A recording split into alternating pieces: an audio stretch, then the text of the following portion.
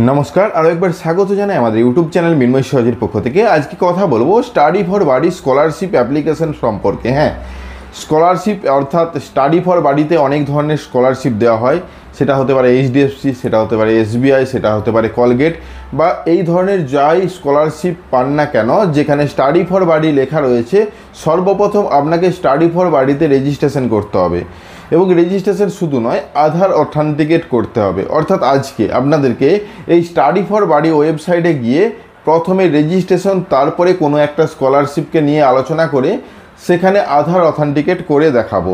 হ্যাঁ, একটা application complete করার পর আর পরবর্তীতে যাই অ্যাপ্লিকেশন করুন না কেন, সমস্ত ডাটা কিন্তু আগের থেকে সেভ থাকবে। অর্থাৎ একটা অ্যাপ্লিকেশনই একটু জোর, তারপরে যতগুলো স্কলারশিপের জন্য আবেদন করুন না কেন আপনি করতে পারেন। তো আজকে সেই পদ্ধতিটাই দেখতে চলেছেন। অবশ্যই ভিডিওটাকে স্কিপ না করে লাস্ট পর্যন্ত দেখুন এবং আমাদের সাথে থাকুন। একটা ছোট্ট অনুরোধ, যদি আপনি আমাদের চ্যানেলে নতুন আসছেন, চ্যানেলটাকে সাবস্ক্রাইব করুন, পাশের দেওয়া বেল আইকনটা ক্লিক করতে ভুলবেন না পরবর্তী নোটিফিকেশন পাওয়ার জন্য। আর যারা অলরেডি সাবস্ক্রাইব করে আমাদেরকে সাপোর্ট করছেন, অসংখ্য ধন্যবাদ। হ্যাঁ, আজকে যে বিষয় নিয়ে আলোচনা, স্টাডি ফর বাড়িতে রেজিস্ট্রেশন করবেন কি করে, চলুন সরাসরি স্ক্রিনের মধ্যে এবং সেখানে আলোচনা করি, তাহলে বিষয়টা আপনার কাছে পরিষ্কার হবে। চলুন, স্টাডি ফর বাড়ি এই রেজিস্ট্রেশন প্রক্রিয়া নিয়ে আজকে আমাদের বিশেষ ভিডিও। কারণ এখান থেকে সমস্ত ধরনের স্কলারশিপ পাওয়া যায়, যেমন মাধ্যমিক, এইচএস, গ্র্যাজুয়েশন, তেমনই আইটিআই, পলিটেকনিক বা ইঞ্জিনিয়ারিং। তো আপনি যে স্ট্রিমেই পড়াশোনা করবেন তার ক্ষেত্রেই স্টাডি ফর বাড়িতে কোনো না কোনো স্কলারশিপ পাবেন। তো এখান থেকে আপনি স্কলারশিপ সেকশনে গিয়ে আপনি অনেক ধরনের স্কলারশিপ এখান থেকে দেখতে পারেন। স্টেট, সেন্ট্রাল এবং সমস্ত ধরনের বেসরকারি স্কলারশিপগুলো আপনি এখান থেকে পেয়ে যাবেন। তো তার জন্য যে অ্যাপ্লিকেশন, সেই অ্যাপ্লিকেশন করার জন্য এই অফিসিয়াল ওয়েবসাইটে, অর্থাৎ স্টাডি ফর বাড়ি অফিসিয়াল ওয়েবসাইটে একটা রেজিস্ট্রেশন করতে হয়। সেই রেজিস্ট্রেশনের মাধ্যমেই আপনি সমস্ত স্কলারশিপগুলো আবেদন করতে পারেন। তো সেই রেজিস্ট্রেশনটাই আজকে দেখতে চলেছেন। এখানে স্কলারশিপ ক্যাটাগরিতে দেখতে পাচ্ছেন ক্লাস 8-এরও রয়েছে scholarship, class 9, class 10, class 11, class 12, graduation, post graduation এবং আরও উপরে ডিপ্লোমা কোর্সের জন্যও রয়েছে। এবং আলাদা আলাদা দেশের জন্য, ইন্ডিয়া বা ইন্ডিয়ার বাইরে, এবং মেল ফিমেল সকলের জন্যই কিন্তু এই স্কলারশিপ রয়েছে। সমস্ত স্টেটের জন্যই কিন্তু এই স্কলারশিপ অ্যাভেলেবেল। তো আপনি যে স্টেট থেকে বিলং করছেন, এভাবে আলাদা করেও সার্চ করে দেখতে পারেন আপনার স্টেটে কি স্কলারশিপ আবেদন চলছে। তাছাড়া যে কোনো স্কলারশিপে গিয়ে আপনি তার ডিটেলস জানতে পারেন। ধরুন আমি একটা স্কলারশিপ আপনাদের সামনে ওপেন করছি, এইচডিএফসি স্কলারশিপ। তো এইচডিএফসি স্কলারশিপের ক্ষেত্রে এই প্রথমে আসবে তার ডিটেলস এবং তার যে এলিজিবিলিটি ক্রাইটেরিয়া, সেগুলো কিন্তু এখানে দেওয়া রয়েছে। সেই এলিজিবিলিটি ক্রাইটেরিয়াগুলো দেখুন এবং কত টাকা স্কলারশিপ পাবেন তার ডিটেলস সমস্ত কিছু কিন্তু এখান থেকে পাওয়া যাবে। তো অ্যাপ্লাই করতে গেলে প্রথমে আগে লগ ইন করতে বলা হচ্ছে। তো লগ ইন আর রেজিস্ট্রেশন এই প্রক্রিয়াটার মাধ্যমেই লগ ইনের আইডি পাসওয়ার্ড আপনি পেয়ে যাবেন। তো লগ ইন অনেকগুলো মাধ্যমে, অর্থাৎ রেজিস্ট্রেশন অনেকগুলো মাধ্যমে করা যায়। আপনি যদি সরাসরি লগ ইন করেন, আপনার যদি নিজস্ব গুগল আইডি অর্থাৎ জিমেল আইডি থাকে, তার আইডি পাসওয়ার্ড ব্যবহার করেও করতে পারেন, যদি ইমেলটা সঠিকভাবে তৈরি করে থাকেন। সবচেয়ে ভালো হয় আপনি এখানে এসে আলাদাভাবে অ্যাকাউন্ট ক্রিয়েট করুন। তো অ্যাকাউন্ট ক্রিয়েট করার আগে আপনি লগ ইন সেকশানে গেলেও এখানে অপশান দেখতে পাচ্ছেন ক্রিয়েট অ্যান অ্যাকাউন্ট। তাছাড়া আপনি সরাসরি রেজিস্টারে অপশানে ক্লিক করলে এই রকম একটি ফর্ম ওপেন হবে, যেখানে লিখতে বলা হচ্ছে first name, last name, email ID, mobile নম্বর, নতুন করে আপনার পছন্দ খুশি একটা পাসওয়ার্ড এবং টার্ম অ্যান্ড কন্ডিশনের টিকমার্ক দিয়ে সাইন আপে ক্লিক করুন। তাছাড়া একই বললাম, গুগল লগ ইনও করতে পারেন। সাইন আপে ক্লিক করার সাথে সাথেই ওটিপি পাঠানো হয়েছে রেজিস্টার মোবাইল নম্বরে, অর্থাৎ যে মোবাইল নম্বরটি আপনি এখানে প্রোভাইড করেছেন সেই ওটিপিটা দিয়ে সাবমিট করবেন। সাবমিট করার সাথে সাথে দেখতে পাচ্ছেন মোবাইল ভেরিফিকেশন সাকসেসফুল। তারপর এসছে মেল ফিমেল কিনা, তারপর এসছে কোন স্টেট থেকে বিলং করছেন, তারপর কোন ক্লাসে বর্তমানে পড়ছেন। দেখুন, ক্লাস রিকোয়ার্ড বলতে আপনি বর্তমানে কোন ক্লাসে পড়ছেন সেটা না দিয়ে যে ক্লাসটা কমপ্লিট করেছেন সেই ক্লাসটা দিবেন। তার ল্যাঙ্গুয়েজ অর্থাৎ আপনার ভাষা কি সেটা এখানে চয়েস করবেন। অবশ্যই আপনার যে ভাষা সেটা এখানে পাবেন, সেটা না পেলেও একটু নিচের দিকে নামিয়ে দেখবেন, পেয়ে যাবেন, সেটা চয়েস করবেন। তাছাড়া আপনি একাধিক ল্যাঙ্গুয়েজ কিন্তু এখানে অ্যাড করতে পারেন যদি অন্য ভাষাতেও পড়াশোনা করে থাকেন বা অন্য ভাষাও জানেন। তো আমি শুধুমাত্র বাংলাটা এখানে অ্যাড করছি। ডিসেবিলিটি অর্থাৎ আপনি কি হ্যান্ডিক্যাপ, ইয়েস অথবা নো। তো এক্ষেত্রে আমি নো করলাম এবং আপডেটে ক্লিক করছি। আপডেটে ক্লিক করার সাথে সাথে রেজিস্ট্রেশন সাকসেস হয়েছে দেখতে পাচ্ছেন লেখাটা, এবং রেজিস্ট্রেশন সাকসেসফুল হওয়ার সাথে সাথে উপরে যেখানে লগ ইন বা রেজিস্টার বলে অপশন ছিল, সেখানে একটা স্টুডেন্ট আইডি প্রোভাইড হয়েছে এখানে নিজস্ব প্রোফাইলটাকে আগে রেডি করবেন, তারপর সমস্ত ডিটেলস বা স্কলারশিপ অ্যাপ্লিকেশনে যাবেন।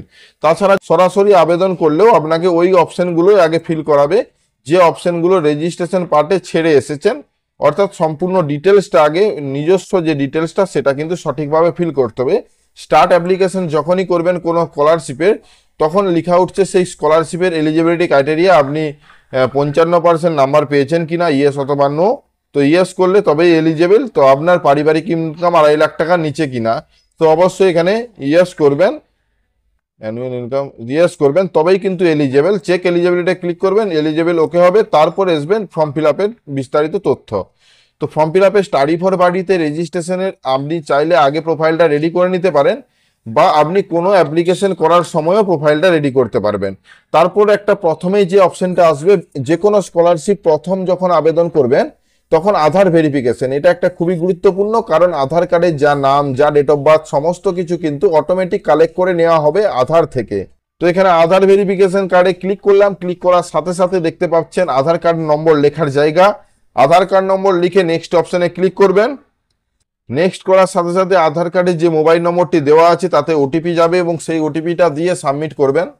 আধার কার্ডটা ভেরিফিকেশন হচ্ছে কিন্তু ডিজি লকার থেকে, উপরে দেখুন ডিজি লকার লেখা আছে। এই ডিজি লকারে আগে আধার কার্ড ভেরিফিকেশন করে রাখতে পারেন, একটা পিন সেট আপ করে রাখতে পারেন, তাহলে আপনি আপনার ডিজি লকারকে ব্যবহার করতে পারবেন সব জায়গায়। তাছাড়া আপনি সরাসরি দেখতেই পাচ্ছেন। ডিজি লকার সম্পর্কে কিছু না জেনে থাকলে ডিজি লকার কি, কিভাবে ব্যবহার করতে হয় সে বিষয়ে আমরা ভিডিও দিয়েছি, ডেসক্রিপশনে তার লিঙ্ক দিয়ে রাখছি, সেটা দেখে নেবেন। তাছাড়া এখানে একটা পিন সেট আপ করবেন, 6 অঙ্কের পিন, সেই পিনটা সেট আপ করার পরেই ডান করবেন। ডান করার সাথে সাথে ডিজিলকার প্রোফাইলে নিয়ে যাওয়া হবে, এবং সেখান থেকে কি কি অ্যাক্সেস নেওয়া হবে সেটাতে টিকমার্ক রয়েছে। নিচের দিকে অ্যালাউ অপশনটিতে টিকমার্ক করার সাথে সাথে, অর্থাৎ আপনি অ্যালাউ করছেন স্টাডি ফর বাড়িকে সমস্ত তথ্য দেবার জন্য। তো স্টাডি ফর বাড়িকে আপনি সমস্ত তথ্য দিচ্ছেন। স্টাডি ফর বাড়ি কিন্তু সরকারি নয়, এ বিষয়ে আলাদা একটা ভিডিও বানাবো। তো আপনার তথ্যটা কি দেওয়া উচিত কি উচিত নয় স্টাডি ফর বাড়িতে, কারণ স্টাডি ফর বাড়ি এটা একটা প্রাইভেট সংস্থা, এটা কোনো সরকারি বা কোনো সংস্থা নয়, বা স্কলারশিপও প্রদান করে না। সমস্ত স্কলারশিপগুলো একত্রিত করে এক স্কলারশিপের একটা পুরো ওয়েবসাইট তৈরি করে রেখেছে, যার মধ্যে সমস্ত স্কলারশিপ আবেদন হবে। তো এখানে সমস্ত ডিটেলস দেখতে পাচ্ছেন, স্টাডি ফর বাড়িকে অ্যালাউ করছেন, এবং প্রসেস টু আপলোডে ক্লিক করলাম। প্রসিড অ্যাপ্লিকেশনে ক্লিক করলে যে অ্যাপ্লিকেশন পার্টে আমি ছিলাম সেখানেই চলে যাবে সরাসরি, এবং আধার থেকে সমস্ত ডাটা কালেক্ট করে নেবে। কি কি ডাটা কালেক্ট করছে, অবশ্যই নাম, বাবার নাম, ইমেল আইডি, মোবাইল নম্বর, এবং এগুলো তো আগেই ছিল, date of birth, male female. এখানে হোয়াটসঅ্যাপ নম্বর আলাদা করে লিখতে হবে। প্রত্যেকটা ঘর পেন্ডিং থেকে সাকসেস হবে। দেখুন প্রথমে একটা ঘর আমি কমপ্লিট করেছি। তো এই রকম প্রত্যেকটা ঘর এতগুলো স্টেপকে আপনাকে কমপ্লিট করতে হবে, তারপরে সমস্ত ডিটেল সাবমিট করবেন। এখানে যে সমস্ত ঘরগুলো দেখে আপনি ফর্ম ফিল আপ করার জন্য অবশ্যই আমাদেরকে কমেন্ট করতে পারেন সম্পূর্ণ প্রক্রিয়াটা কি, তাহলে আমরা সে বিষয়ে আলাদা ভিডিও বানানোর চেষ্টা করব। আজকে এই পর্যন্ত শুধুমাত্র রেজিস্ট্রেশন পার্ট নিয়ে আলোচনা ছিল, তবুও আমরা একটু এগিয়ে আপনাদেরকে রেজিস্ট্রেশন করার পর কোনো একটা অ্যাপ্লিকেশন ফর্ম ফিল আপ করে দেখালাম। তো তাদের যে এডুকেশন ডিটেলসে এসেছে, তারপরে আসবে ফ্যামিলি মেম্বার ডিটেলস, ডকুমেন্টস আপলোডের ডিটেলস, তারপরে যে সমস্ত ব্যাংক ডিটেলস। তো ইয়োর সেলফে কিছু কিছু লিখতে হয়, যে ইয়োর হবি বা ইয়োর সেলফ, তোমার সম্বন্ধে কিছু বলো, এই সমস্ত বিষয়গুলো কিন্তু এখানে থাকে। এগুলো দেখে দেখে আপনি টিকমার্ক দিবেন, এবং কিছু লেখার জায়গা আসবে সেগুলো লিখবেন। তো সেগুলো দেওয়ার পর টার্ম অ্যান্ড কন্ডিশনে দিয়ে প্রিভিউ করবেন, দিয়ে সাবমিট হয়ে যাবে অ্যাপ্লিকেশনটা।